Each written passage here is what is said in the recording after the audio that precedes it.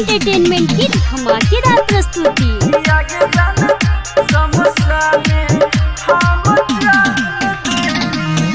तुहरे ला पगली अपना छतिया में छुरी हम मार लेनी हो।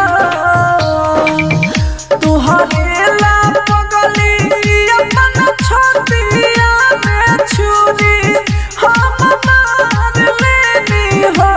कि आगे जान जाने खातिर चढ़ी किया रातिया समसाने हम चल देनी हो। कि आगे जान जाने खातिर चढ़ी किया रातिया समसाने हम चल देनी हो।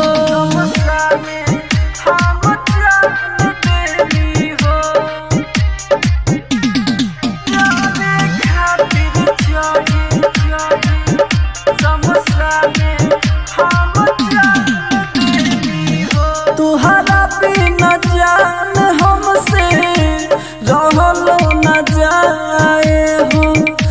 दर्द बा इतना दिल में सहलो न जाए हो।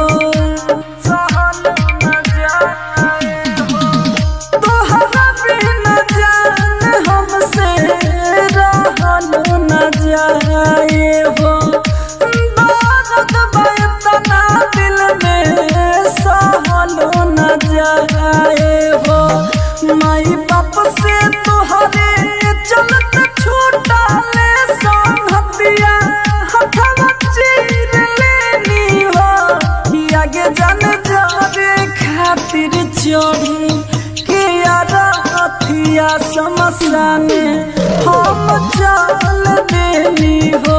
कि आगे जान जावे खातिर चढ़ी किया रातिया समसाने हम चल देनी हो। जावे खातिर चढ़ी किया रातिया मिक्स बाय एजी रिकॉर्डिंग स्टूडियो। समसाने हम चल देनी हो। जीत जी कदर नहीं कैलू हमारा प्यार के देखेला तरस बुरज रज धानी जसिया के। जीत जी कदर नहीं कैलू हमारा प्यार के देखेला तरस बुरज रज धानी जसिया के। रामलाल राजा से अब छूटे हैं संगतिया दिल संभाल ली हो। कि आगे जान जाने खातिर चढ़ी किया रातिया समसाने हम चल देनी हो। कि आगे जान जाने खातिर चढ़ी किया रातिया समसाने